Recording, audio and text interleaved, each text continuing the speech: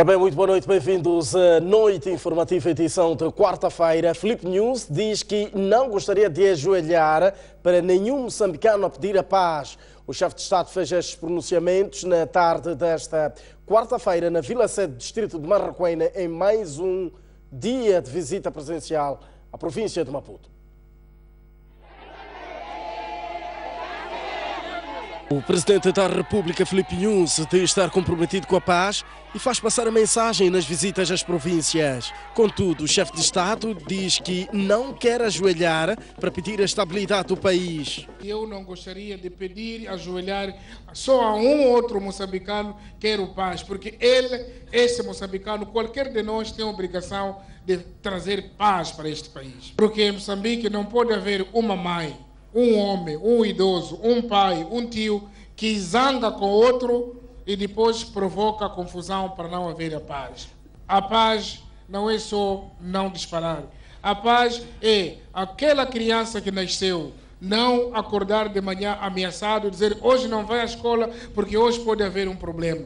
Vivermos com medo, isso não é a paz. Neste comício popular que orientou na tarde desta quarta-feira no distrito de Marraquena, Filipe Nunes disse que tudo o que prometeu durante a campanha eleitoral será cumprido, a começar pela ponte sobre o rio Incomate, ligando a Vila Sede à zona de Macaneta. Tem que ser gradualmente porque temos que começar um problema, depois fazer o outro, porque não temos muito dinheiro. Tendo ponte, depois podemos começar outra coisa, incluindo os da Samora Machel, que falaram, enquanto não fizermos a ponteca e tivermos esta, se calhar ainda comecemos cedo, vamos ver, porque estamos a ver o que o povo precisa primeiro. Ainda esta quarta-feira, o chefe de Estado visitou o Centro de Saúde da Vila Sede do distrito de Marraquena, que é a unidade sanitária de referência aqui. De acordo com a informação a que teve acesso do pessoal médico, doenças como o HIV, a tuberculose e também a malária constituem as patologias que mais pacientes levam até aqui. A visita não foi previamente anunciada e nem fazia parte da agenda de trabalho desta quarta-feira, mas o chefe de Estado decidiu aproximar para medir o pulsar do setor, interagindo com os pacientes e o pessoal de saúde. No final, manteve um encontro informal no pátio da unidade sanitária, onde ouviu as preocupações destes profissionais. Esperamos que nos visitem mais e melhorar o nosso trabalho, as condições e os nossos doentes também. Com os recursos poucos que temos, teremos que continuar a fazer mais coisas, incluindo ver a vida do funcionário da saúde, do trabalhador de saúde. Esta quinta-feira, Filipe Nunes escala o distrito de Namacha. 5 milhões de ocupantes de terras terão o direito de uso e aproveitamento formalizado nos próximos 5 anos em todo o país, denominado Programa Terra Segura. A iniciativa foi lançada hoje pelo Presidente da República no âmbito do Dia Mundial da Terra. No segundo dia de visita à província de Maputo, Filipe Nunes foi hoje recebido pela população do posto administrativo da ilha Josina Machel, no distrito da Manhissa. Foi neste ponto onde o chefe de Estado lançou um projeto que deverá revolucionar o uso da terra no país. Trata-se da Terra Segura, um programa que visa garantir que 5 milhões de pessoas e entidades que ocupam parcelas de terra, por herança ou por boa-fé, tenham a sua posse formalizada. Estamos aqui para mais uma vez renovar a vontade firme do nosso governo e determinação de exortar a todos para que em conjunto protejamos os nossos recursos naturais, tendo a terra como a plataforma principal desta riqueza. Queremos que os homens e as mulheres que vivem nas nossas comunidades desfrutem sem conflitos essa dádiva divina, respeitando a lei e práticas costumeiras. Terra segura significa garantir o acesso, exercício e a manutenção do direito sobre a terra. Significa criar um estado de segurança de posse de terras de todos os seus utilizadores para os vários fins, entre os quais habitacionais, agrícolas, agropecuários, exploração florestal, a atividade turística. Direito à terra significa que o Estado passa para as mãos de cada um de vós a obrigação de responsabilidade de plantar, produzir, criar animais, cuidar e manter a terra que a todos pertence. Os primeiros beneficiários do programa Terra Segura receberam os títulos de uso e aproveitamento de terra das mãos do Presidente da República. Os beneficiários não esconderam satisfação ao ver formalizada a posse de terra que ocupavam há vários anos. Esses títulos de doante que recebemos hoje vão contribuir também para melhorar a nossa vida e o bem-estar social das nossas famílias.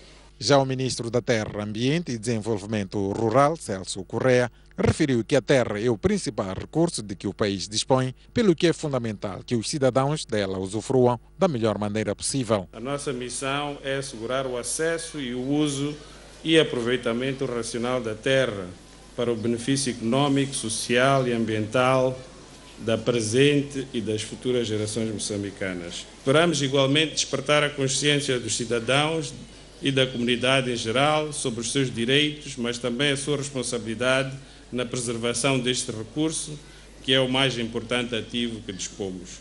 Na deslocação à ilha Josina Machel, o Presidente da República fez-se acompanhar pelos ministros da Educação e Desenvolvimento Humano, Jorge Ferrão, da Administração Estatal, Carmelita Namachulua, da Indústria e Comércio, Max Tonella, do Interior, Basílio Monteiro, e dos governadores das províncias de Maputo, Raimundo Diomba, e da Zambésia, Abdul Razak. A escola primária completa da Ilha Josina Machel conta com mais 150 carteiras, entregues esta quarta-feira pelo Ministro da Educação e Desenvolvimento Humano. Na ocasião, Jorge Ferrão prometeu entregar 100 mil carteiras a diversas escolas do país ainda este ano. Um dos ministros que acompanham o Presidente da República na sua deslocação à província de Maputo, Jorge Ferrão, aproveitou a visita à Ilha Josina Machel para entregar 150 carteiras para 4 turmas da escola primária completa local. Em conversa aberta com os alunos, o ministro da Educação e Desenvolvimento Humano disse que o governo vai continuar a trabalhar para que os alunos estudem em melhores condições. Mas, em troca, Jorge Ferrão quer bons resultados. O plano do nosso ministério será de distribuir este ano cerca de 100 mil carteiras para todas as províncias do nosso país. Isto é aquilo que o Ministério tem a capacidade efetiva de distribuir. Mas temos recebido já, ou temos estado a receber, via um grande movimento de solidariedade de várias pessoas, várias empresas do país, carteiras adicionais. Este é um exemplo. E teremos e continuaremos a receber outras carteiras de outros cidadãos moçambicanos que têm um compromisso com a educação. Satisfeitos com o gesto, aos alunos da primária da Josina Machel apenas coube agradecer. Mais uma vez, o nosso Canmambo. Canmambo, Canmambo. Além de carteiras, os petizes beneficiaram de material escolar e desportivo. O Ministro da Justiça, Assuntos Constitucionais e Religiosos, Abdul Rahman de Almeida, visitou hoje a cadeia central feminina, tendo-se deparado com a existência de reclusos que permanecem nos estabelecimentos penitenciários com as penas já vencidas. O Ministro quer maior atuação dos tribunais para diminuir estes casos. Na visita penitenciária provincial de Maputo, o Ministro da Justiça, Assuntos Constitucionais e Religiosos fez-se acompanhar por quadros do setor e foi recebido por quadros e funcionários da cadeia central. Visitou mostras de produtos culturais feitos pelos próprios reclusos e no final da visita, falando à imprensa, manifestou preocupação pela existência de reclusos que permanecem nas cadeias, mesmo com as penas cumpridas. O cidadão é condenado a 1 ano, é 1 ano que ele deve cumprir, e não 1 ano e 1 mês. Portanto, isto é uma questão de direitos humanos e por isso nós estamos aqui com o diretor dos direitos humanos, porque somos sensíveis a essa situação. Vamos trabalhar com os tribunais para evitar isso. Abdul Rahman de Almeida exigiu maior rigor dos diretores das cadeias no controlo do cumprimento das penas, por forma a diminuir a superlotação. Nós temos aqui o diretor da penitenciária, temos o diretor para controle penal.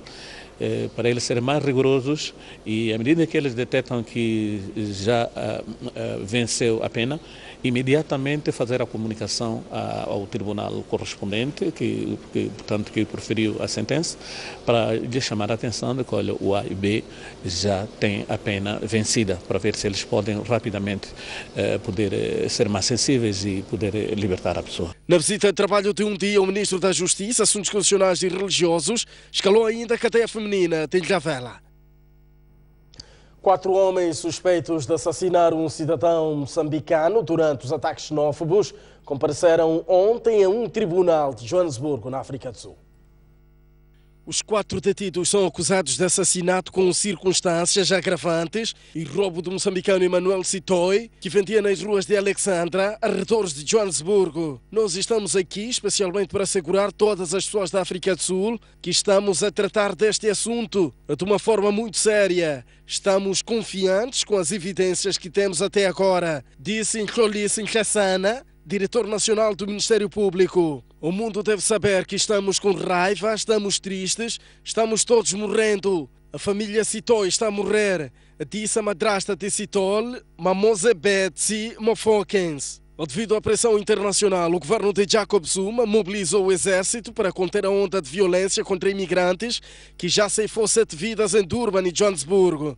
O anúncio foi feito pela ministra da Defesa em Alexandra, horas depois de um casal do Zimbábue ter sobrevivido a um novo ataque.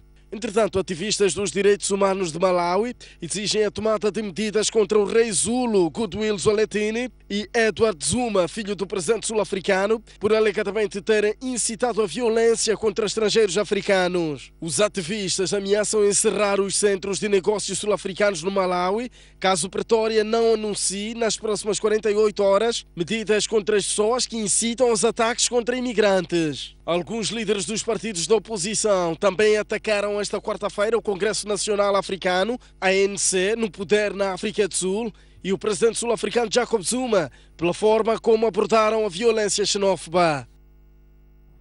Em reposição, a peça que dá conta de que o Governo e a RENAM continuam sem avanços nas questões em discussão no diálogo político. Na ronda desta segunda-feira, a 102ª, as divergências estiveram na apreciação do relatório dos peritos militares sobre os incidentes de Guijá, mas foi nas questões sobre a administração pública onde houve maior diferença.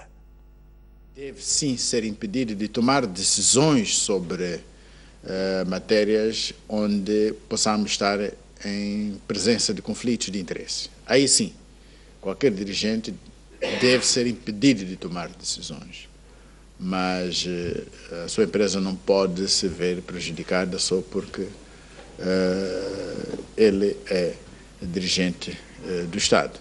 Muitas pessoas que chegam a estes patamares de dirigente do Estado, provenientes de empresas, então teriam que fechar as suas empresas, despedir, inclusivamente trabalhadores, porque agora o patrão já é dirigente do Estado. Mas estamos plenamente de acordo, nós, e plenamente de acordo, que eles não podem tomar decisões quando estamos em presença de conflitos de interesse. E quisemos avançar nessa direção, mas a RENAM foi redundante e quer agir em direção de colocar impedimentos. Vamos agora acompanhar o posicionamento da RENAM em volta tanto destes temas que estiveram em debate na ronda de segunda-feira no Centro de Conferências Joaquim Chissano, em Maputo.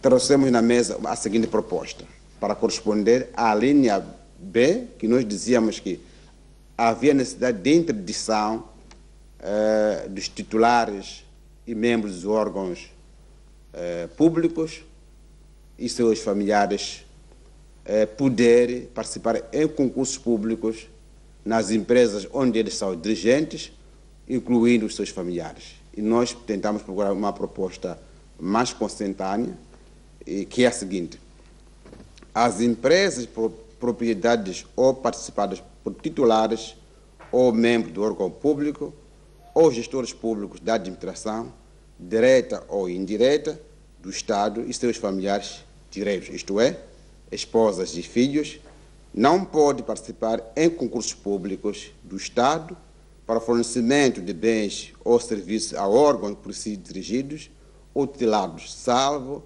nos casos em que outra empresa não exista para o mesmo efeito. Isto é uma questão da moral, da ética, e gostaríamos de ver essa proposta a ser adotada. Os observadores nacionais voltaram a manifestar o seu desalento com o decurso do diálogo político e dizem que não há motivos para a falta de avanços. Ainda hoje sentimos um certo desconforto pela falta do avanço. Estamos convencidos que não há motivo para não se ter avançado no diálogo, porque nos 2 pontos da agenda entendemos nós que há informação suficiente para se poder avançar, informação que ambos os lados se deviam fornecer. Infelizmente, isso não aconteceu. Por um lado, por motivos que nós não podemos decifrar, não conhecemos, mas por outro, porque há uma certa interferência na agenda com assuntos que não dizem respeito à agenda daquele dia, e isso retarda este processo. Os 2 lados têm o mandato do povo e tem o mandato dos líderes, de ambos os líderes, para se entenderem. Então, o nosso apoio, o nosso apelo é que, de fato, cumpram esse mandato. E é mesmo em volta deste assunto que a Noite Informativa recebe, era suposto que recebêssemos os 3 convidados habituais, mas desta vez o grupo apenas com 2 convidados, neste caso Eduardo Namorete e Silvério Ronquano, uma vez que o analista António Bueno não se fez presente por motivos de força maior. E começo por si, Eduardo Namorete, mesmo antes de partirmos para o caso Diálogo Político, um ponto prévio, acompanhamos mesmo na abertura deste jornal a peça que dá conta de que o Presidente da República diz que não vai se ajoelhar para qualquer moçambicano para pedir a paz. O que é que isto lhe diz? Bom, permita-me começar por saudar os telespectadores e ao meu colega aqui do painel. Boa noite. Devo confessar que fiquei de facto surpreendido, porque vindo do chefe de Estado, nós esperamos um posicionamento mais construtivo e mais aberto e mais frontal, se for o caso, mas não um posicionamento indiretas, porque foi mais ou menos isso que eu percebi, não foi uma afirmação direta, e assumo eu que esteja a falar do meu presidente Afonso Dhlakama, com certeza, a não ser que eu esteja errado, que esteja a falar de uma outra pessoa. Mas se a minha assunção for correta, eu acho que não precisa se usar de indiretas para poder falar, porque conhece perfeitamente de quem é que se trata, e acredito eu que são 2 pessoas que se falam, e seja qual for a opinião que uma das partes tem, certamente há o fórum que possam usar para poderem esclarecer se há algumas zonas de penumbra ou conversar e se colocar o comboio a avançar. Eu achei que o uso de termos que sugerem alguma indireta, neste momento não fica muito bonito, porque cria, inclusive, dúvidas na população sobre o que efetivamente as nossas lideranças pensam sobre o futuro deste país. Eu percebia no presidente News o compromisso incondicional e abnegado para o alcance da paz, que é isso que nos disse. Se antes o discurso era esse, faria tudo para alcançar a paz, em prol da paz. E essas últimas indiretas eu não consigo, de facto, decifrar o que é que isso pode significar. Simplesmente posso dizer que, como cidadão, eu gostaria de ver o meu presidente, ou o presidente do meu país, a tomar posições muito mais frontais e consentâneas com aquilo que sempre foi o seu discurso inicial de comprometimento incondicional para manter este país em paz. Se antes a antivisão era de um cenário mais aberto entre estas duas partes, falo do Presidente da República e do líder da Renamo, este novo posicionamento de Filipe Nunes, o que é que lhe diz? É um pouco difícil adivinhar, não é? É um pouco difícil adivinhar porque da parte do Presidente Afonso Dhlakama o compromisso com a paz mantém-se e ele continua firme de que este processo deve caminhar de acordo com aquilo que foram os encontros entre ele e o Presidente da República, razão pela qual orientou a bancada da Renamo para submeter o projeto das autarquias provinciais e de forma bastante serena o Presidente Afonso Dhlakama, o Partido Renamo e a bancada da Renamo, assim como a população das províncias que nós esperamos que se tornem autarquias provinciais, estão a aguardar com muita serenidade o processo que vai decorrer na Assembleia da República.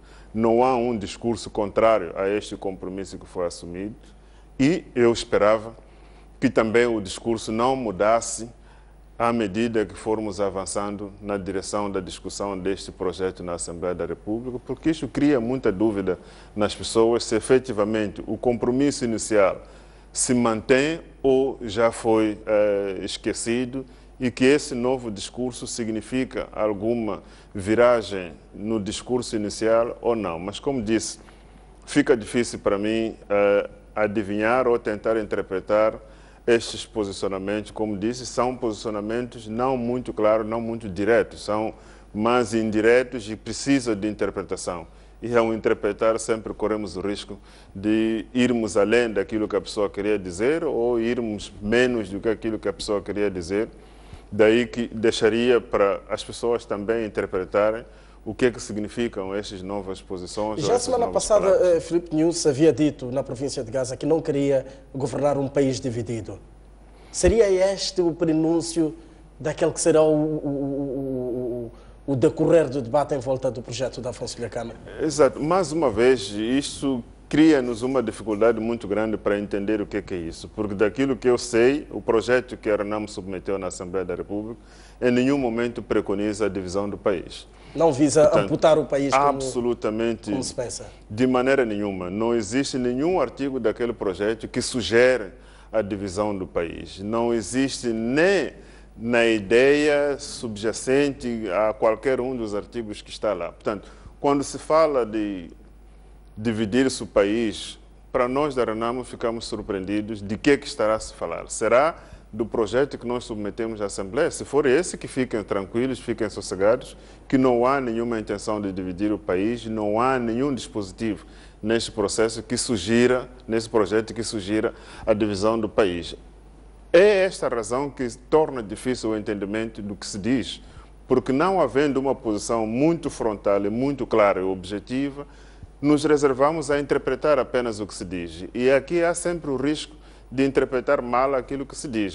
Simplesmente para mim, na qualidade de membro da Renamo e deputado da Assembleia da República pela bancada da Renamo, posso tranquilizar a todos os moçambicanos e estrangeiros que têm interesse neste país que não existe nenhuma intenção, nem vontade e nem há nenhuma previsão neste projeto que nós submetemos de dividir o país.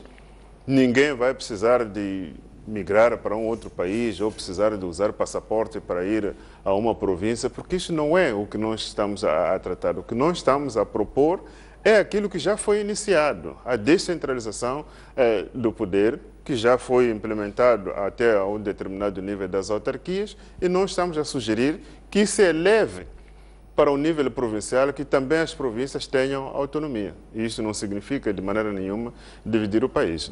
Silveira Ronguano, boa noite, bem-vindo ao nosso espaço. O Presidente da República não se vai ajoelhar para um moçambicano como forma de pedir a paz. O que é este posicionamento de Filipe Nunes lhe diz? Bom, também começaria por cumprimentar os telespectadores.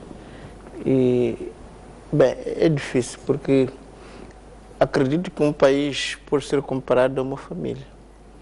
Sim. E se numa família começam a falar em parábolas ou a se dar indiretas, é prova cabal de que alguma coisa vai mal dentro desta família. E é o que está infelizmente, a acontecer. O presidente Nyusi, tanto na semana passada em Gaza, como agora aqui em Maracuene, parece usar já parábolas, que precisam depois de sacerdotes e levitas para poder interpretar, não é o que irá dito, não é? E eu penso que isto é dramático, porque nós podemos usar parábolas indiretas para todo tipo de assuntos, menos a questão da paz e da segurança do Estado, das populações, que isto é muito sério.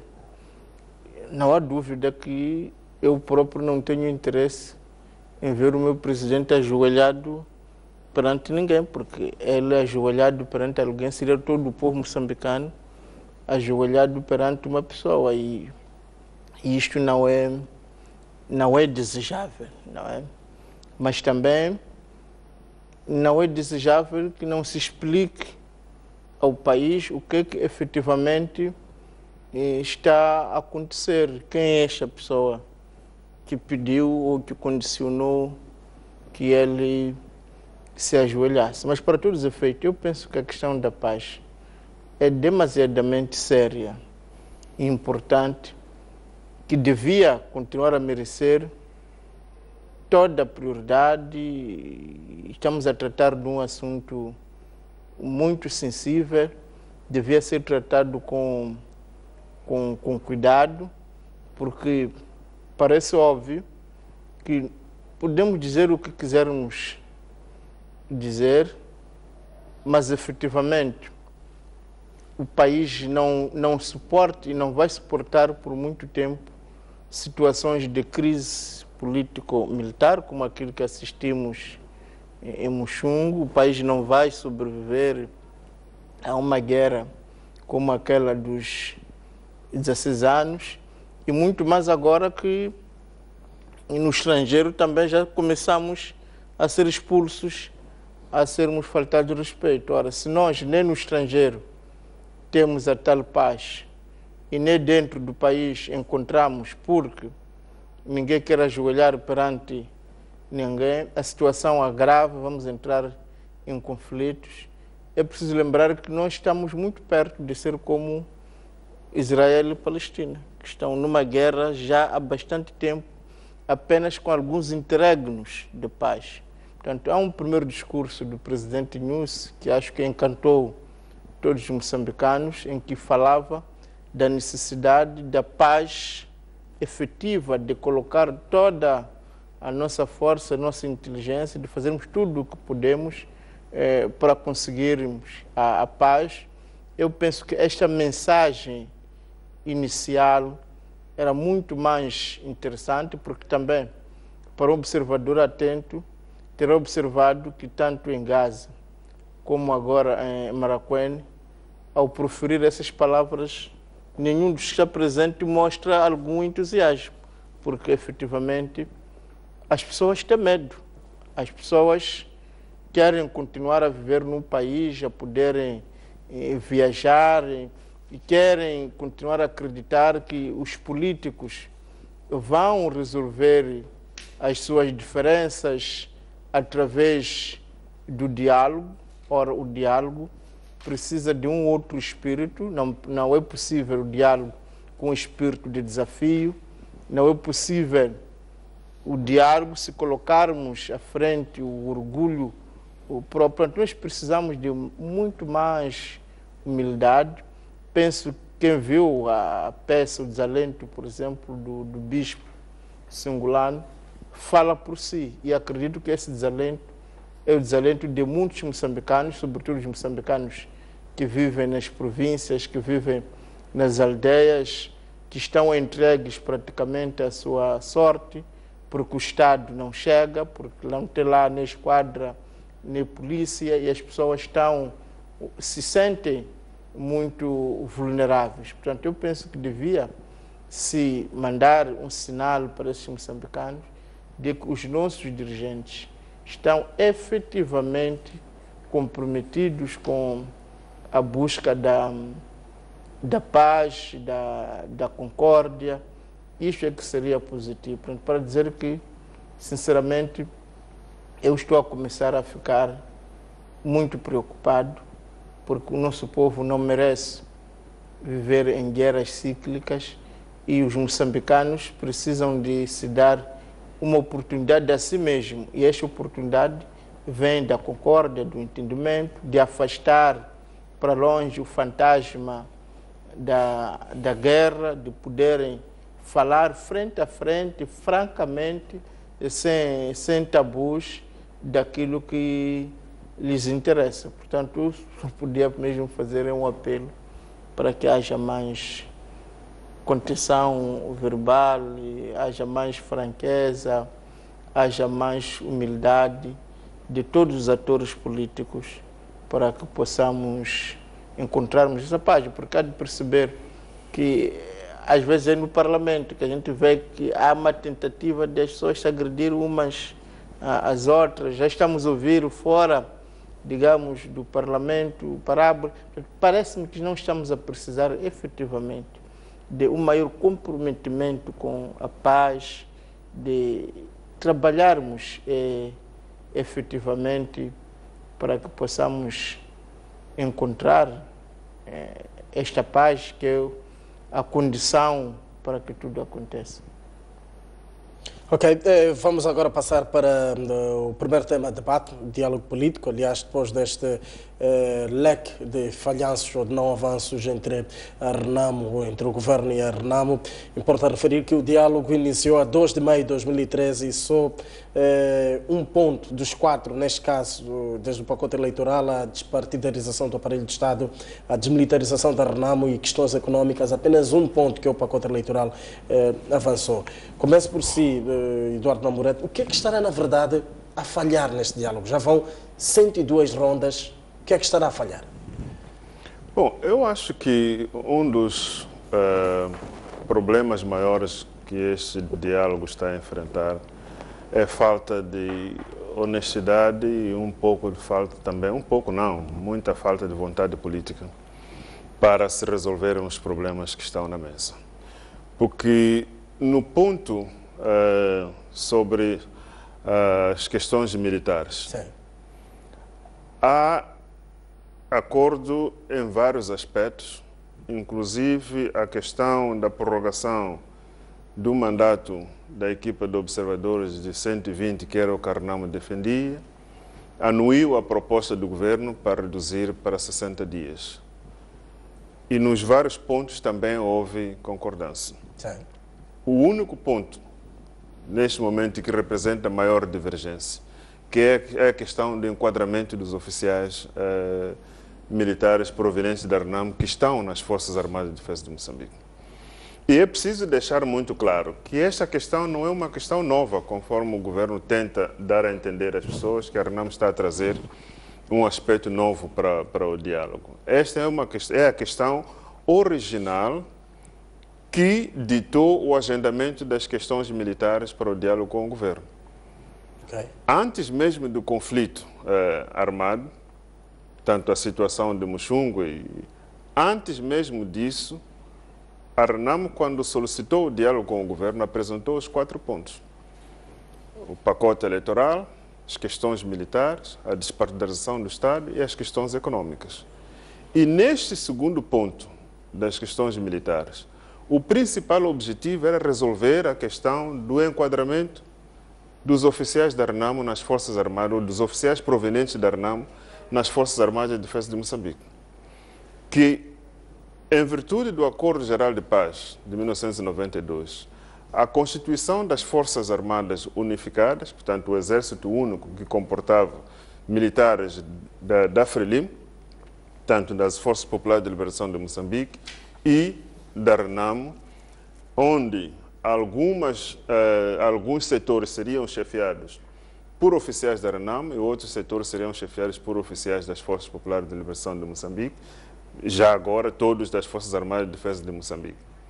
Isto funcionou desde essa altura até mais ou menos pouco antes do ano 2000, mas poderíamos dizer que a partir de 2000 é quando começa a se afastar os oficiais provenientes da Renamo. Tanto uns foram colocados como assessores e outros foram forçados a se aposentar, portanto, tem um termo próprio militar, não é aposentadoria, vai voltar o termo que está me a fugir agora. Desmobilização. Passar a reserva, exatamente. De forma até podemos dizer compulsória, porque são pessoas com 40 e poucos anos, portanto, não foram por causa da idade, não foram por causa de alguma outra razão justificativa, mas porque entendeu-se que aquelas pessoas deviam sair, tanto do ativo e passarem à disponibilidade. Isto foi acontecendo desde lá, 2000, e chegou e piorou mais durante a administração do presidente Armando Guebuza. Aí é onde, de facto, o problema ficou muito evidente, razão pela qual o presidente Afonso Dhlakama incumbiu esta delegação para discutir com o governo a solução deste problema, porque já não estávamos a ter Forças Armadas unificadas, conforme estava previsto ou foi acordado no Acordo Geral de Paz, voltávamos a ter Forças Populares de Liberação de Moçambique, porque o comando das Forças Armadas definitivamente estava a ficar só com aqueles que vieram da parte da Frelimo. Isto não foi anuído e começamos a assistir àqueles ataques às delegações da Renamo, um pouco por todo o país, até o assalto ao bombardeamento, portanto, vamos dizer, o assalto a Satungira, que é a residência do presidente Afonso Dhlakama. O presidente Afonso Dhlakama teve que fugir da sua própria casa e ir ficar num outro lugar seguro. Naquele momento, começaram então a haver ações de reação. Tanto que já havia uma reação ou duas antes do ataque a Satungira, por causa da prisão de alguns membros da Renamo e os seus colegas, na tentativa de ir soltá-los na esquadra onde estavam, houve troca de tiro e daí a coisa começou a se alastrar e ficou sem um controle. Houve então, em 5 de setembro, a necessidade de pararmos com essas confrontações. O governo pediu, disse, olha, em vez de avançarmos a discussão do ponto 2, que era questões militares, porque já tínhamos fechado o pacote eleitoral, o governo disse, não, apresentou um ponto prévio, disse, para nós continuarmos a discutir, precisamos de parar com as hostilidades. Okay. Concordamos que sim, vamos parar com as hostilidades, porque até que em setembro ainda não tínhamos tido as eleições e achávamos que era melhor que as eleições decorressem num clima de paz. É daí que, a 5 de setembro, assina-se o acordo de cessação das hostilidades entre o presidente Armando Guebuza e o presidente Afonso Dhlakama, na perspectiva de que, em momento de paz, voltaremos a retomar o ponto original das questões militares, que incluía, em primeiro lugar, a resolução do problema do afastamento dos oficiais provenientes da Renamo no comando das Forças Armadas de Defesa de Moçambique. Só que quando se volta para o diálogo, depois da assinatura do acordo de cessação das hostilidades, o governo já não quer discutir o ponto original que estava na agenda.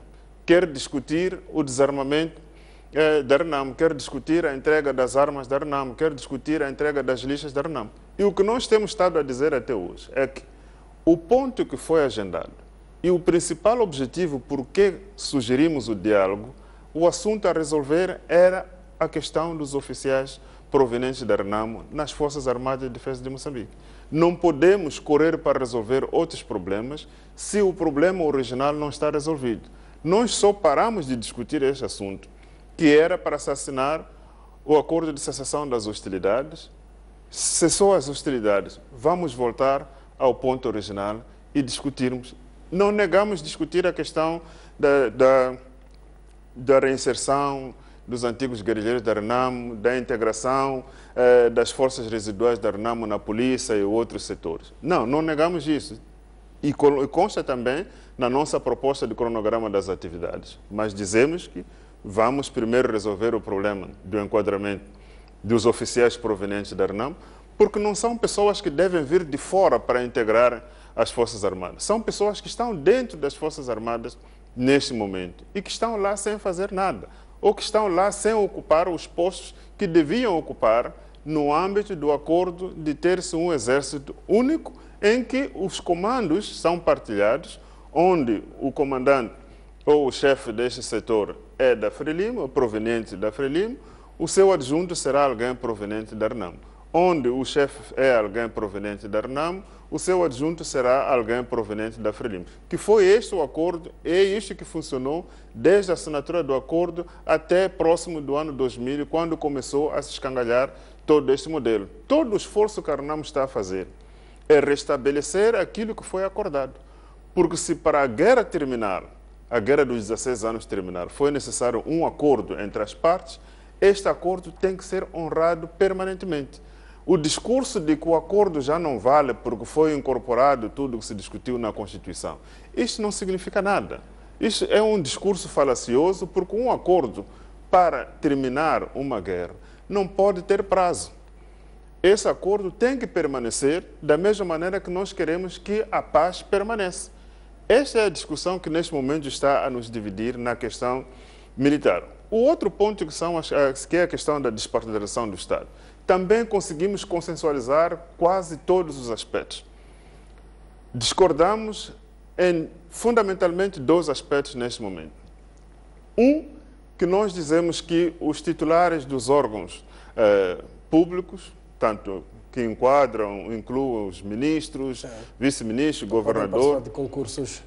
Não, nós dizemos que essas pessoas e os funcionários públicos, portanto, não podem engajar em atividades político-partidárias durante as horas normais de expediente.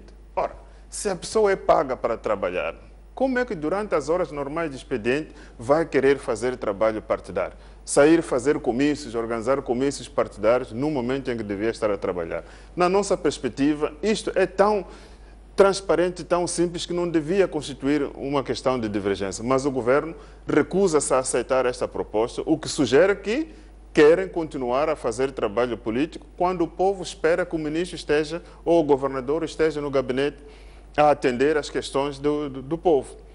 A segunda questão tem a ver com os concursos públicos. Nós dizemos que o ministro, ou melhor, a empresa que pertence ao ministro, ou a que o ministro é sócio, ou o seu familiar direto, esposa e filhos, não pode concorrer para fornecer serviços ou bens àquele ministério ou órgão tutelado por esse ministro, onde ele próprio é dono da empresa e ao mesmo tempo é ministro. Este ponto não será produto de uma lei de propriedade pública mal acabada? Exatamente. A lei de propriedade pública não é muito específica, não é muito objetiva nesse aspecto. E o que nós tentamos fazer é clarificar e evitar qualquer tipo de conflito de interesse nesse caso. Estamos a dar um exemplo de alguém que tem uma empresa, vamos supor, tem uma empresa de fabrico de soro e é ministro da Saúde. Qual é a lógica ética neste processo? De alguém que é dono de uma empresa que fabrica soro e ele que é ministro da Saúde vai vender o serviço, vai vender os soros a ele próprio. Portanto, embora que não seja ele que assine, pode ser uma outra entidade que vai assinar a autorização, ou seja, a adjudicação, mas pelo simples fato de este ministro da Saúde ser dono desta empresa que há de vir fornecer este produto, ou mesmo fornecimento de computadores. Se o ministro é dono dessa empresa que fornece computadores, não pode fornecer ao ministério ou a órgãos tutelados por ele próprio. Sim, não está concorrendo pode fornecer para outros ministérios. Okay. Nós baixamos porque a nossa primeira proposta era de que os dirigentes superiores do Estado não deviam participar em concursos públicos. Consideramos e achamos que provavelmente seria muito restritivo dizer que os titulares de órgãos públicos não devem ter interesses privados. Porque sendo o governo ou o Estado o maior cliente neste momento, estaríamos a dizer que essas empresas de facto não podem negociar com o governo. Saímos deste ponto e dissemos, não pode concorrer para fornecer bens e serviços àquele ministério onde você é ministro, ou onde você é tutelar daquelas entidades ou daqueles órgãos para os quais a sua empresa vai fornecer os serviços. Até isto, o governo diz que não pode. Temos que permitir que o ministro possa vender produtos ao seu próprio ministério ou aos órgãos por si tutelados. Portanto, de noite temos o empresário e de manhã temos o ministro que autoriza aquilo que ele, à noite, como empresário, preparou como concurso, e de manhã o ministro vai autorizar aquilo que ele próprio propôs para vender ou prestar serviços ao seu ministério. À luz de qualquer análise sobre conflito de interesse, está mais do que claro que quem defende este tipo de posicionamento tem interesses escondidos, não está para servir aos moçambicanos, não está para prestar serviços aos moçambicanos, mas defende esta posição simplesmente para proteger os seus interesses pessoais. Portanto, eu digo, se não avançamos, não é porque Caranamo não quer avançar. As propostas que Caranamo avança, aquelas que nós achamos que eram extremamente limitativas, retiramos-las, reformulamos e voltamos a apresentar na perspectiva de que podíamos chegar a um consenso. Mas há a posição irredutível da parte do governo que nós não conseguimos perceber a quem é que de facto beneficiaria uma situação em que não há limites para a promiscuidade entre os governantes e o setor privado. Silveira Ronquano, vou aqui puxar o seu instinto de docente universitário, académico, não em veia política, mas do ponto de vista mesmo académico. Se antes, quando a tensão político-militar esteve na crista da onda, os moçambicanos clamavam por um encontro ao mais alto nível entre os senhores Afonso Lhakama e Armando Emílio Guebuza. Entretanto, abre-se a onda de diálogo, as pessoas já acreditarem que era possível resolver os problemas do ponto de vista interno, sem antes convocar o braço internacional para fazer parte deste processo. Hoje, mesmo com convites internacionais, de observadores internacionais, 102 rondas passam e não há avanços. Como é que se explica?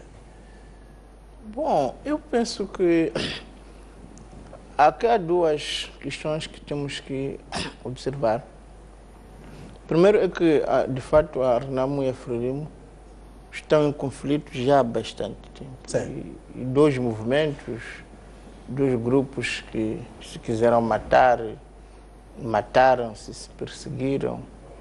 É evidente que deixaram mazelas e feridas bastante duras, não é por acaso que durante a campanha até apareceu forças que já chamavam a atenção de que com estes dois partidos vai ser difícil a paz, porque isso não é preciso ser um grande estudioso, não é? Qualquer indivíduo que tenha entrado em pancadaria com uma outra pessoa ou que tenha atingido já o nível de catanadas, há de perceber que para voltar a haver um entendimento, para voltar a haver a confiança, é problemático, é difícil. É por isso que, quando se assistiu, pelo menos, à mudança de liderança no Partido Frelimo, com o presidente Nhus, que todos nós acreditávamos e queremos continuar a acreditar, que não tendo sido uma pessoa diretamente envolvida nos anteriores conflitos, acreditava-se que haveria,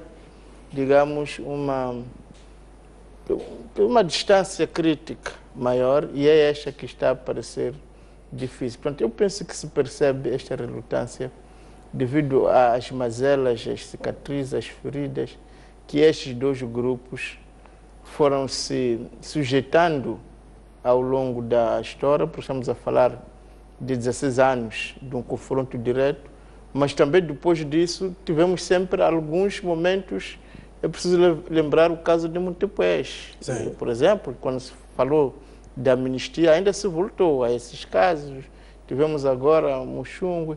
Pronto, há uma história de violência, de agressões, que efetivamente será difícil e é difícil. E o exemplo temos, é o caso de Israel e Palestina, que esses dois povos foram ao longo da sua história ofendendo-se, de tal maneira que hoje podem falar de paz, mas já ninguém acredita que conseguirão atingir essa paz. Portanto, eu penso que o primeiro aspecto é este, que estamos diante de pessoas.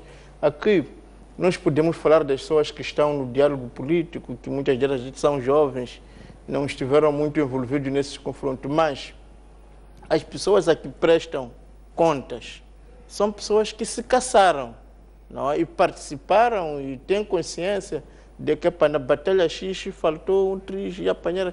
Parece-me que há uma história de conflito muito grande que será problemático e será muito difícil restabelecer esta confiança. Este é o primeiro aspecto. O segundo aspecto é que, quando em 94, portanto, foi assinado, aliás, em 92, foi assinado o acordo, portanto, de paz, e começou-se com esse processo que levou às eleições em 94, estamos todos claros que havia um grande esgotamento, havia um cansaço da parte a parte. Há estudos que mostram isso, que na mesma altura, por exemplo, não foi possível a paz em Angola, porque os beligerantes ainda tinham muita capacidade militar, ainda sentiam força, enquanto que em Moçambique, pelo menos as pessoas que eram adultas, eu me lembro muito bem, nós tínhamos atingido o fundo do poço. Ou continuávamos a guerra e nos extinguíamos e entrávamos em colapso total, como aconteceu com a Somália, porque isto é outro aspecto que é preciso ter em conta, que esses conflitos não resolvidos e a não solução destes conflitos, ou se não se levar muito a peito esses conflitos, há casos na história em que se entra em colapso total, como acontece hoje na Somália, como acontece hoje na Líbia, em que realmente não existe uma entidade chamada Estado, não existe uma entidade com responsabilidade de regular seja o que for. Não, o que nós encontramos lá são comandantes militares e grupos de milícias que controlam este e aquele território. Portanto, nós, em 92, corríamos este risco e valeu-nos, se calhar, o cansaço, porque é essa a palavra certa, valeu-nos também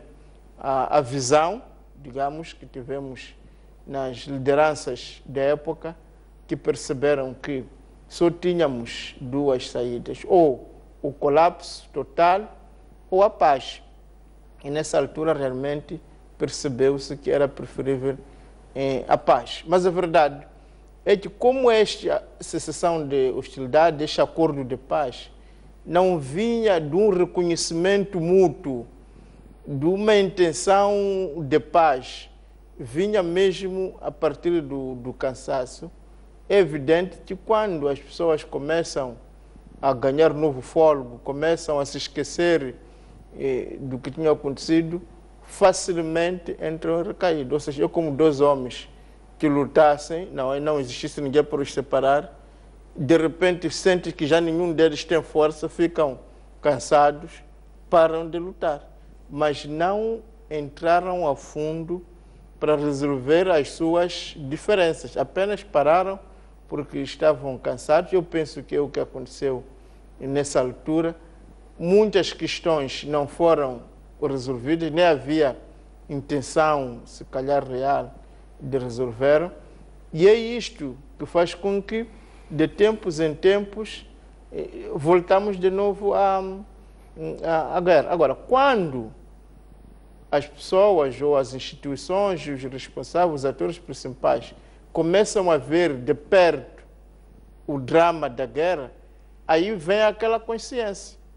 E há apelos, é melhor nos encontrarmos, é melhor dialogar, é melhor nos sentar. Mas mal passa aquela pressão, as pessoas se esquecem e voltam à sua maneira de funcionar. Isto não acontece apenas com Moçambique. Nós estivemos nos últimos 40, 50 anos a nos debater com o apartheid na África do Sul, que era, de fato, o não reconhecimento dos vários grupos étnicos, dos vários grupos raciais. E tivemos guerras, conflitos, seções econômicas. Quando estava a África do Sul prestes a entrar no colapso, houve aquele entendimento, agora vamos acabar com o apartheid, mas com o passar do tempo, morreu Mandela, também foi com a sua paz, e as pessoas começam a se esquecer e voltam de novo ao racismo, voltam de novo parece que é preciso também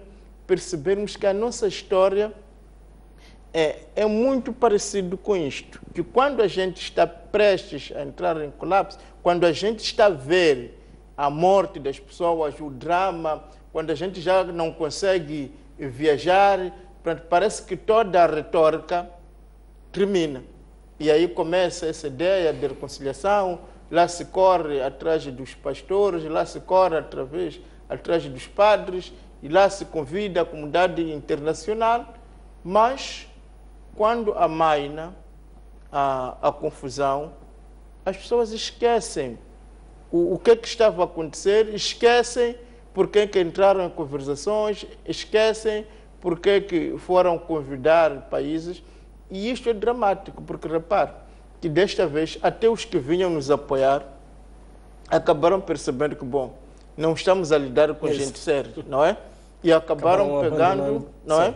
Ou seja, é como se você fosse padrinho de um casal e lhes chamavam para ir resolver, eles ajudar a resolver um problema. Você está ali, continuam a se maltratar, a discutir, ignoram até a sua presença, até você dizer, bom, eu também tenho família, eu também tenho as minhas coisas, é melhor voltar para casa. Mas é claro que esta desistência do padrinho não é um bom sinal, nem augura um bom final. Portanto, parece-me que esta história de violência está a ter a tendência, digamos, de não desaparecer.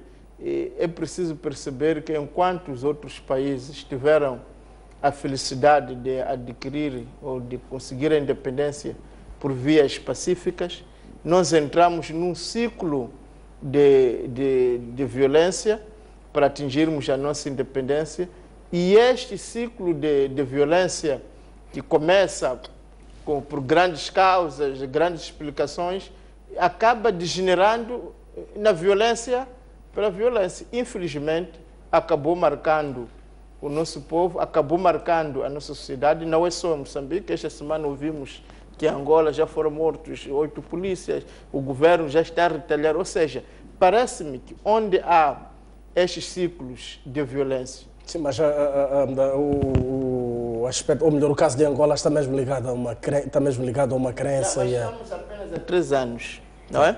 E o ciclo de violência sempre começa assim.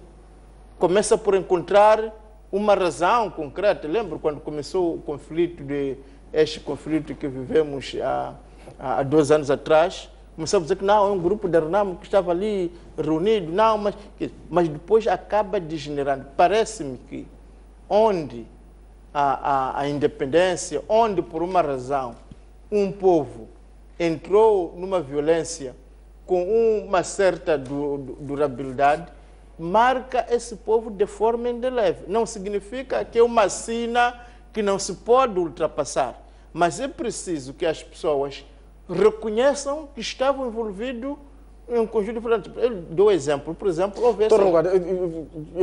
vamos neste momento chamar uma curta pausa. O debate em volta mesmo deste processo negocial entre o governo e a Renamo retoma dentro de instantes. Voltamos já a seguir.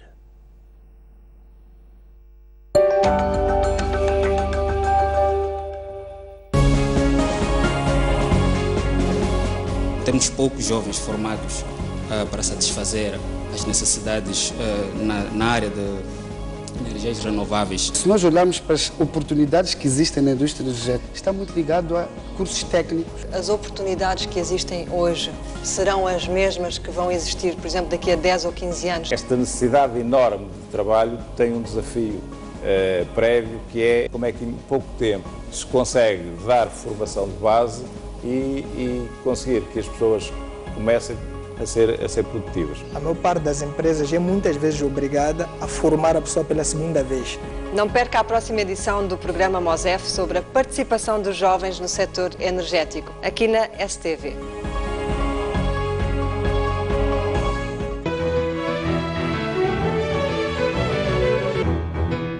Cá estamos para mais um baú.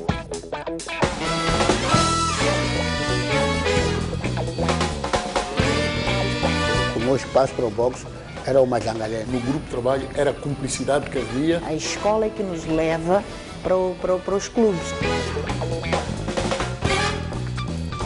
Ser tático. Nós tínhamos o conhecimento básico de zangalês. Eu vinha a jogar com orgulho patriótico. Sempre que voltamos derrotados, o balanço é sempre positivo. Sim. fiz um grande jogo contra o Futebol Clube de Porto à noite. E eu não conseguia gritar o golo, não consegui gritar o golo. E agora temos os nossos compatriotas de volta.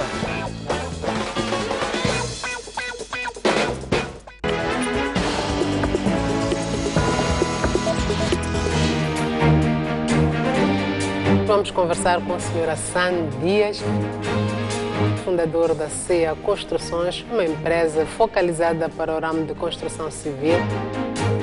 Fiz a minha infância na Beira, especificamente no Maquinino, né? Fiz tudo como a criança normal faz.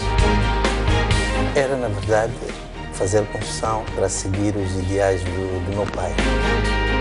Com a entrada para a escola industrial e depois para o instituto, só foi juntar o útil ao agradável. Na construção de obras hidráulicas, exatamente, 15 anos. 15 anos. Qual foi a estratégia para conseguir aguentar esses embates do começo? É preciso aprender a fazer para saber fazer. Porque o que ele faz e eu não posso fazer, eu também posso fazer.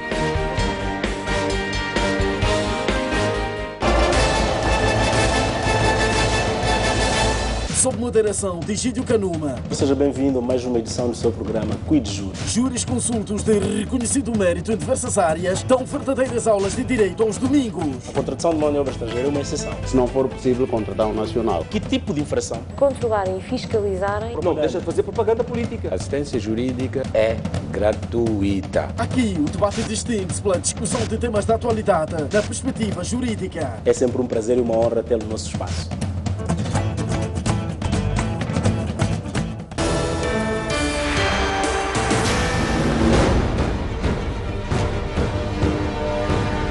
Informação de utilidade pública, notícias nacionais e internacionais, cultura, o estado de tempo e revista de imprensa. Tudo para ajudá-lo a começar da melhor maneira o dia. Aqui no Telediário, segunda a sexta-feira, das 6 às 10 horas.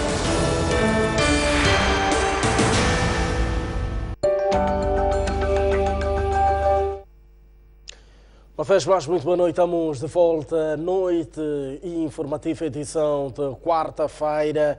Na linha da frente há o debate em volta do impasse, ou melhor, do leque de impasses que se tem registado no diálogo político entre o Governo e a RENAM, com vista a colocar fim à instabilidade política que o país atravessa. E ao longo da primeira parte estávamos aqui a apontar o que é que estará a falhar para tanto estes consecutivos impasses, e tivemos tanto as primeiras declarações dos nossos convidados da noite, neste caso os senhores Eduardo Namburetti e ainda Silvério Runguan. Antes mesmo de chamar o intervalo, Silvério Runguan estava aqui a dar detalhes em volta deste leque de impasses que se está a dar. O que é que cada uma destas partes ganha com o alastramento deste diálogo? Sabe-se que há uma logística envolvida neste processo todo, mas o que é que estará, na verdade, o que é que estas duas partes ganham? Estamos a falar de 102 rondas, estamos a falar de 2 anos, aliás, de negociações. Bom, eu só vou terminar um pouco o raciocínio. O que eu estava a tentar mostrar é que se nós fazermos um estudo comparativo dos países que entraram em guerra para conseguir a independência ou que entraram em guerra logo depois da independência, não é? Se olharmos, por exemplo, aqui em África, perto de nós, temos o guerra de desestabilização. Portanto, o Congo entrou em guerra para conseguir a independência. Até hoje está em ciclos de violência. Tivemos, no caso francófono, por exemplo, a Argélia. Teve uma guerra sangrenta com a França para conseguir a independência. Até hoje está num ciclo de violência que não acaba. Está a falar da guerra de libertação. De libertação, não é? Que fosse guerra mesmo. Guerra de libertação ou uma guerra logo depois da independência, não é? Por exemplo, o Uganda não teve uma guerra de libertação, mas teve uma guerra logo depois da independência. Sim. E até hoje, está lá o Joseph Kony, está num ciclo de violência, digamos, até hoje, o caso, digamos, de muitos países, portanto, que entraram em guerra em algum momento, mas muito perto da sua fundação, O que acontece é que este ciclo de violência marca de forma indelével este país, o que significa que esses países estão constantemente num grande risco de voltar a entrar em guerra. É por isso que estava a se dizer que Moçambique era quase que um milagre, porque havia a percepção de que países que entraram em guerra tendem, passado algum tempo, a voltar a entrar em guerra. Veja que nós, no mundo lusófono, tivemos a guerra forte em Bissau, na Guiné-Bissau, tivemos em Angola e tivemos em Moçambique. E estes países que efetivamente tiveram no seu território grandes batalhas, até hoje, não é? Com maior ou menor intensidade, mas estão sempre envolvidos em ciclo de violência. Ora, isso não significa que temos que nos acomodar, dizer, bom, já que estamos nisto, estamos amaldiçoados, vamos ficar sempre nisto. Mas tem que haver maior consciência de que existe um grande risco de voltarmos a entrar em confrontação. E porque o risco é maior, então o empenho para a manutenção desta paz também deve ser maior. Para dizer que eu sou um pouco cético a esta teoria de que estas rondas estão a ser mantidas porque os que estão lá ganham alguns dividendos, porque estamos a falar de as pessoas que estão nessas negociações diretamente que possam ter algum dividendo, não são pessoas do topo, não são os decisores. Portanto, se as pessoas, os mandantes, se podemos dizer, se aqueles que realmente eles representam, que não ganham, digamos, nada porque não estão a participar nas rondas, dessem ordem que agora para avançar mesmo, vamos concluir esta negociação, vamos fazer esta concessão, vamos estender uma bandeira de paz ao nosso adversário. Havemos de ver que estas pessoas que estão na negociação direta não teriam outra saída senão avançar nessa linha. Porque as pessoas que estão ali, que possam receber algum dividendo imediato, que depois nem corresponde, há de ver que estar ali é um grande desgaste. Porque ir a uma negociação, ir a uma discussão que sabes que não vai ter avanço, é preciso perceber que isto é muito doloroso. Qualquer pessoa que já tenha entrado numa negociação ou numa discussão, num diálogo desta natureza, sabe quão dolorosa é. Portanto, acredito que há muitas formas de ganhar a vida e as pessoas que estão ali gostariam de ganhar as suas vidas. Eu estou a pensar, por exemplo,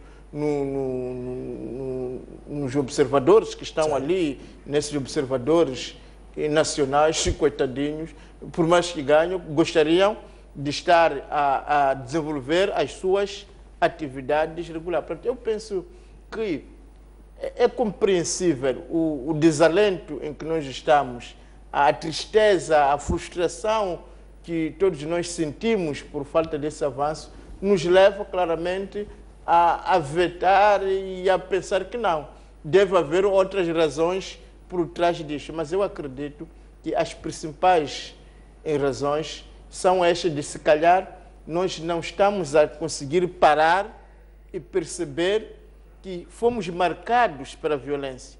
E porque fomos marcados pela violência, precisamos de abujurar, precisamos de nos purificar, precisamos de fazer um esforço maior para evitar possíveis recaídas, porque efetivamente uma análise comparativa mostra claramente que quanto maior tempo de ciclo de violência um país, um povo for submetido, maior é a dificuldade para voltar a encontrar o rumo. Mesmo na Europa, a gente pensa, a Rússia é o país que fez mais esforço para acabar com a Segunda Guerra Mundial. É verdade que os louros foram ganhos depois pelos Estados Unidos, mas em termos de sacrifícios humanos e materiais, quem viveu mais a Segunda Guerra Mundial foi a Rússia.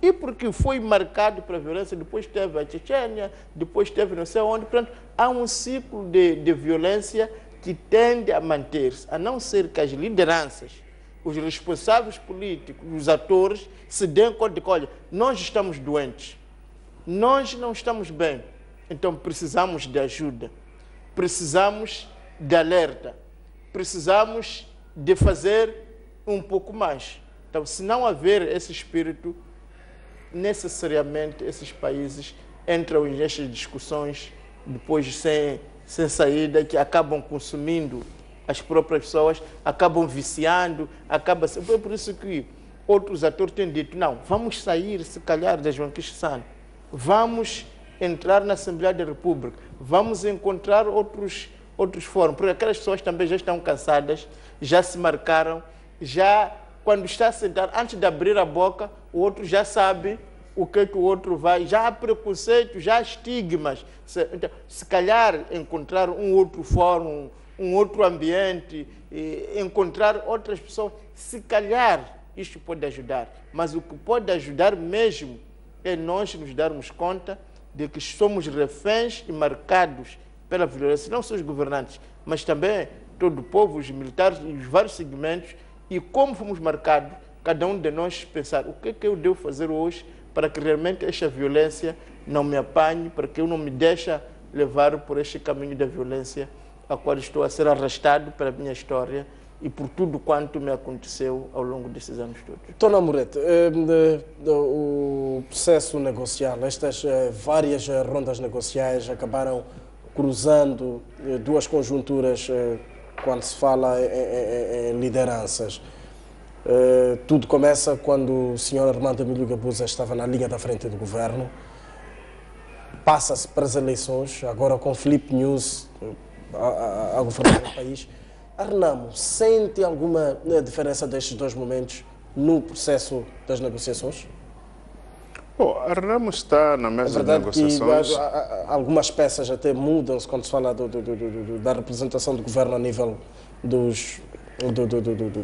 das negociações, mas falo de perfil, comportamento, processo de decisão, cedências, parte do governo. Sente-se esta diferença de momentos, do Sr. Armando Emílio Gabuza e agora do atual presidente?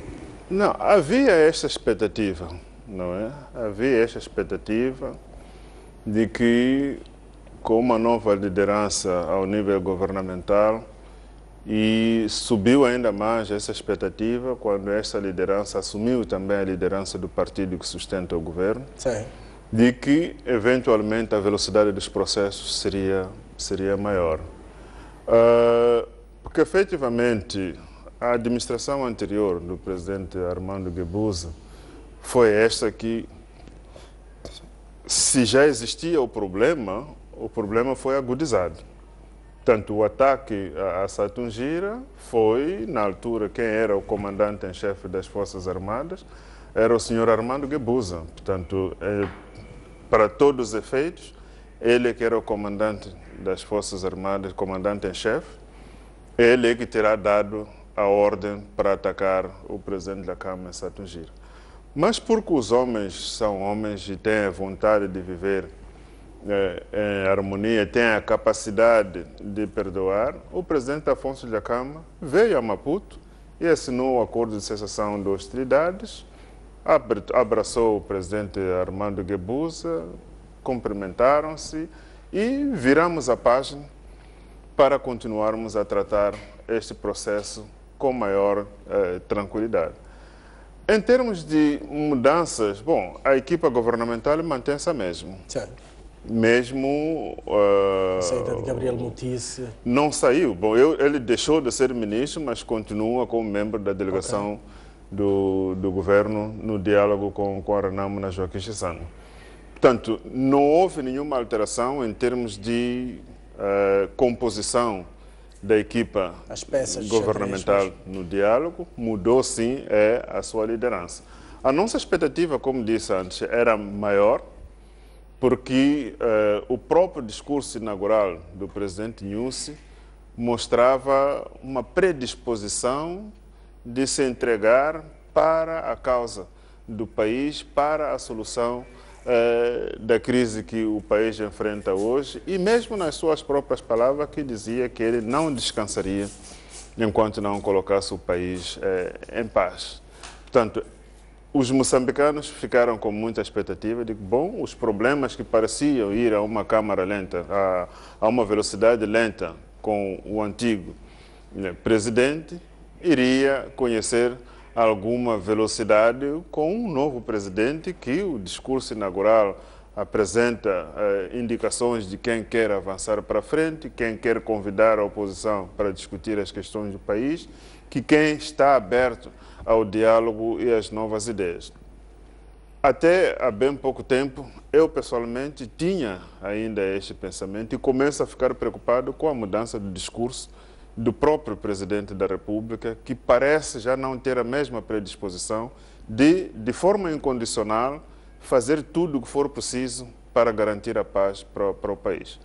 Mas diria de novo, a questão de fundo, não há nada que seja impossível para se ultrapassar a atual crise. Basta simplesmente a vontade do Presidente da República de restabelecer o acordo em relação à questão das Forças Armadas de Defesa de Moçambique, que foi assinado. É uma questão, até posso dizer que é uma questão meramente administrativa, de nomear aquelas pessoas de volta para as posições onde estavam. Ultrapassa-se tão simplesmente este problema, que está a se arrastar durante muito tempo.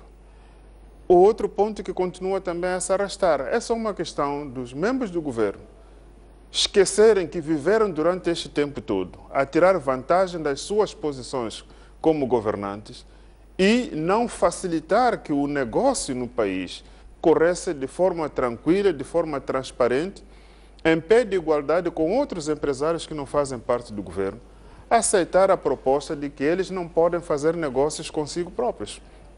Porque neste momento a proposta que o governo quer é que os dirigentes, os membros do governo, continuem a negociar consigo mesmo. Portanto, continuam, à noite são empresários e de dia são ministros a despachar sobre processos que dizem respeito às suas próprias empresas. É isso que nós dizemos que não pode acontecer. E lembre-se que estas propostas, estas preocupações, a Renamo colocou há mais de 2, 3 anos. Portanto, antes de se começar a falar sobre esta questão ao nível do Parlamento, a Renamo já havia necessidade de se resolver o problema da partidarização do Estado. A questão dos funcionários que são obrigados a pagar cotas ao Partido Frelimo, mesmo sem serem membros do Partido Frelimo. A situação dos trabalhadores que são obrigados a participar em reuniões dos comitês de círculo nas empresas, mesmo sem fazer parte do Partido Frelimo. Pessoas que têm que se filiar ao Partido Frelimo simplesmente por querem ser promovidos a uma categoria dentro da sua carreira profissional e quando são descobertos que não pertencem ao Partido Frelimo, são exonerados. Professores que são transferidos da cidade de Maputo para irem a um distrito longínquo simplesmente porque foi identificado como sendo alguém da Renamo. Portanto, é contra isto que a Renamo diz que quer combater e de forma frontal com o governo resolver na mesa estas questões todas. A proposta da Renamo sobre a despartização do Estado é para eliminar todos esses vestígios e a promiscuidade que ainda existe entre o Estado, o governo e o Partido Frelimo, que se confunde tudo e usa-se aquilo que é do povo para benefícios apenas de um único partido e impede-se que os outros partidos também possam exercer a sua atividade dentro de um ambiente democrático livre e que as pessoas, mesmo sendo funcionários públicos, tenham a liberdade de escolher o partido onde eles querem militar, não necessariamente se sentirem coagidos a terem apenas que militar no Partido Frelimo para conseguirem assegurar o seu emprego. Portanto, a mudança do governo trazia no discurso do presidente esta expectativa. E eu continuo a acreditar que os últimos pronunciamentos do presidente da República não signifiquem um recuo no seu compromisso inicial com a paz neste país, o seu compromisso incondicional para restabelecer a paz no país. Eu quero e faço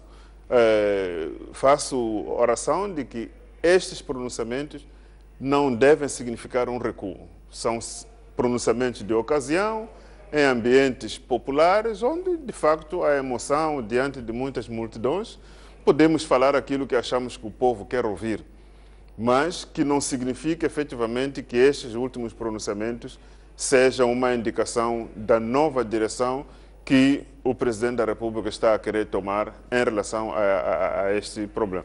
Porque da parte do Presidente Afonso Dhlakama, o compromisso continua o mesmo. a presença da delegação da RENAMO na mesa do diálogo na Joaquim Chissano, mesmo contra todos esses retardamentos da solução, somos obrigados a mudar de posição, a recuar, mas sempre na perspectiva de temos que encontrar a melhor solução para resolvermos o problema. E nós estamos comprometidos para isso. Se bem tem acompanhado o nosso chefe da delegação, o Dr. Samuel Macuiana, nos seus pronunciamentos, sempre nos briefings à imprensa, mesmo na mesa do diálogo, colocamos a nossa disponibilidade de trabalhar não só às segundas-feiras, quarta-feira, sexta-feira, sábado, qualquer dia que o governo estiver disponível para ver se encontramos a solução para isso. Este apelo nunca encontrou eco no governo, que sempre se manifesta indisponível apenas às segundas-feiras e mesmo assim com tempo bastante limitado para poder se tratar desta questão bastante sinuosa, porque as questões militares não podem ser pensadas como assuntos tão ligeiros que podem ser tratados no ápice.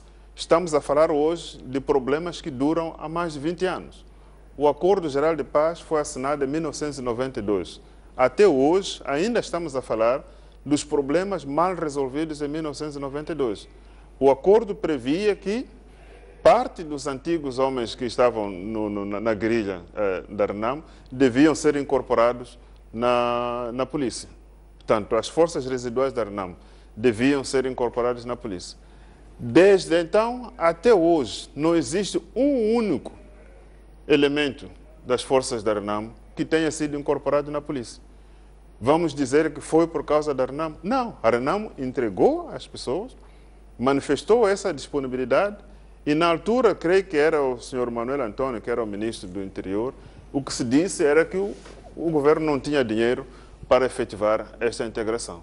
E estamos hoje a voltar a reabrirmos o mesmo problema porque não foi resolvido e a responsabilidade disso não ter sido resolvido é única e exclusiva do governo.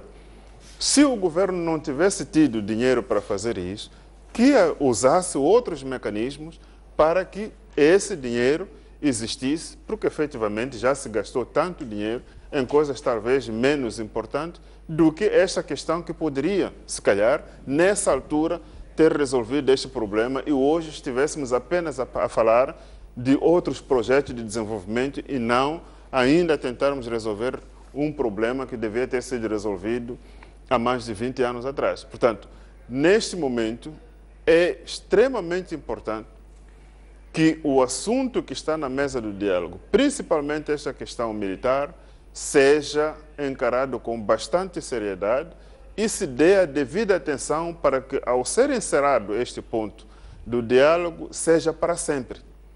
Não voltemos daqui a 20 anos a dizermos que de novo temos que discutir as questões. Por isso que é necessário que o comprometimento das partes seja honesto e não haja nenhuma manobra escondida por detrás e que efetivamente os moçambicanos sintam que se chegarmos à conclusão da discussão deste ponto é para sempre. Não há nada que vai ficar de fora e isso deverá ser testemunhado por todos aqueles que gostam deste país, moçambicanos e estrangeiros, e fecharmos esse capítulo definitivamente. É doloroso? É, mas nós estamos dispostos, estamos disponíveis para continuar no diálogo até resolvermos este problema, até ultrapassarmos este problema. Não estamos muito satisfeitos com a demora deste processo, mas também não estamos na disponibilidade de abandonar o diálogo, porque este é um compromisso que a RENAMO assumiu em nome do povo moçambicano. Nós queremos, não é só para os membros da RENAMO, os funcionários públicos não são membros da RENAMO todos, mas queremos que os funcionários públicos tenham liberdade de escolher em que partido eles querem militar e não serem forçados a pertencer a um único partido, não serem forçados a ter que contribuir para um único partido simplesmente porque são funcionários públicos. Queremos que eles tenham a liberdade de escolha, participem nas reuniões de quem quiser, militem nos partidos que eles quiserem. É por isso que nós dizemos, vamos continuar a insistir com o governo, vamos trabalhar com o governo para encontrarmos uma solução para este problema. Eu acredito e faço fé que vamos chegar a este ponto. Da mesma maneira que chegamos à conclusão do ponto sobre o pacote eleitoral, que muitos pensavam que era impensável que se chegasse a um acordo, conseguimos chegar a um acordo. Sobre essas questões militares e a questão da despartidização do Estado, também já consensualizamos várias posições. Neste momento, apenas um ou dois aspectos em cada um dos pontos continuam divergentes, mas eu acredito que em cada sessão que nós temos, embora não concluamos o debate e possamos sair à imprensa a dizer que já fechamos, há avanços que estão a ser verificados, há cedências que estão a ser verificadas, simplesmente ainda não foi no nível de dizermos que o ponto foi fechado. Eu acredito que temos capacidade de poder chegar a este ponto e vamos certamente chegar a um ponto final que satisfaça aos moçambicanos, porque é fundamentalmente em nome deles que nós propusemos este diálogo com o governo e nos comprometemos a continuar a buscar todos os caminhos pacíficos para a solução dos problemas do país. A noite informativa vai neste momento virar de página de debate, uma vez que na próxima sexta-feira, portanto depois da manhã, o Orçamento de Estado vai à mesa da Assembleia da República, debate e possível aprovação.